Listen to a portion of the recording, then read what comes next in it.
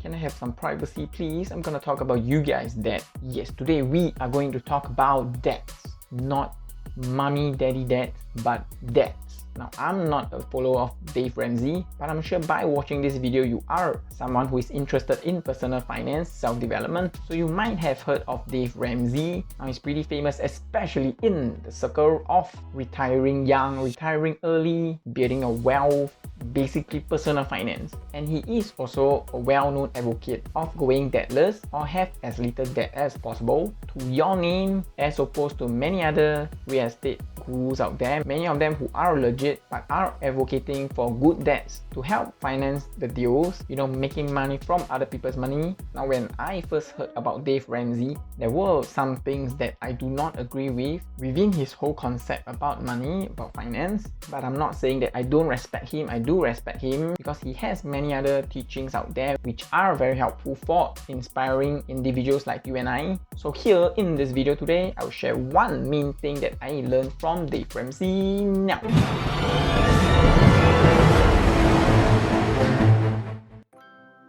Hello, Calebby here. Today in this video, I'm going to share about one thing that I've learned from Dave Ramsey, probably the father or Laopei of personal finance. Now, before we move on to the one thing that I've learned from him, we should talk about who Dave Ramsey is, who he is as a person, how he went from where he was to where he is currently. And he is very successful, in terms of finance, of course. Now, he is an American radio show host and author as well as a businessman. Now, that radio show had been aired on more than 500 different radio stations just in North America alone, which also goes to tell us how many radio stations there are in North America, because in Singapore, we only have a handful. Also, he is on YouTube.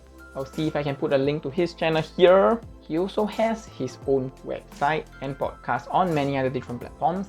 But who really is he? Now, he's part of the boomer generation, born in 1960 in Antioch, Tennessee, and he graduated from the University of Tennessee with a Bachelor of Science in Finance and Real Estate. Now, using those knowledge that he had gained from his university years, he went on to start real estate investing, and by the time he was 25 or 26 years old, he had amassed a rental portfolio of more than $4 million US, and this was all the way back in 1986. Now, using an inflation calculator, we know that $4 million US back in the days is currently worth more than $9 million today, or close to $10 million. Now, imagine handling that amount of money when you are 26.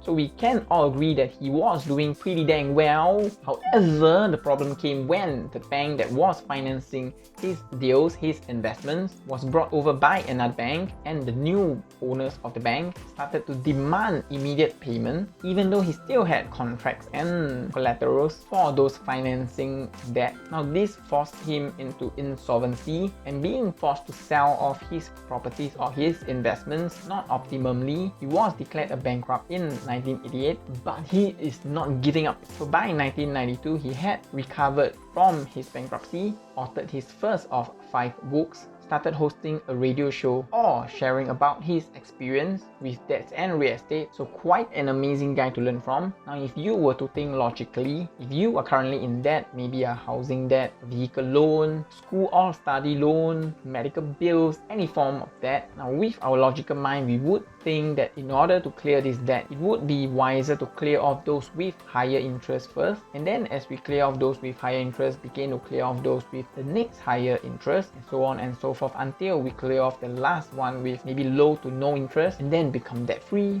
which is called the Debt Avalanche method. But Dave, oh no, Dave, he does not support Debt Avalanche method. Instead, he supports this debt repayment method, also known as the Debt Snowball method. And with this Debt Snowball method, instead of paying off higher interest loans, it gets you to pay off those with lowest balance. Now, at first glance, it might seem counterintuitive. Why are you paying off the smaller loan even though it might not be the highest interest one? And why you could be potentially leaving higher interest loan which has bigger balances at the end of it? It just doesn't make sense. Why not pay off the one with the highest interest first, and then you can save more from the interest payment, which will begin to pay off the other debts even faster. Now, in theory, the debt snowball method truly does not make sense until we bring in the human psychology, the human psyche. It's the tiny achievement method, which is similar to how mobile games or games in general on your PlayStation, your Switch, your PC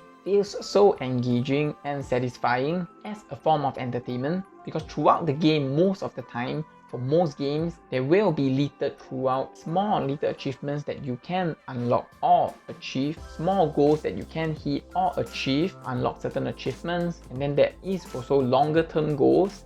But the fact is there are many short term goals that one can hit to keep themselves engaged with the game. Now this is same for the debt snowball method, which gets you to pay off your lowest balance loan as a short term achievement, so that once you see your debts being cleared one by one, your brain will keep releasing the same chemicals that keep you engaged with your mobile game, your Switch game or PlayStation game, so that your discipline will not suffer, but you will be able to end up repaying every single debt because of all the achievements littered along the way. Now there are many studies out there to prove or refute this method, but in general, most of the studies would agree for human psychological reasons, this debt snowball method has been proven to be more effective over the more cost-effective debt avalanche method, clearing their debt. So this is one thing that I've learned from Dave Ramsey on debt and repayment of debt, which I will be able to share with my friends the next time they ask me about tips, recommendation or advice. But you know, since I have no debts to repay, well, actually if I can number my debt, then the amount of debt that I have would be exactly the same as the amount of friends that I have, which means that I would not be able to share this with anybody. That's why I'm sharing it here with you. Now if you find this content helpful to you or your friends, feel free to share this video with them. Now we've come to the end of this video. This channel,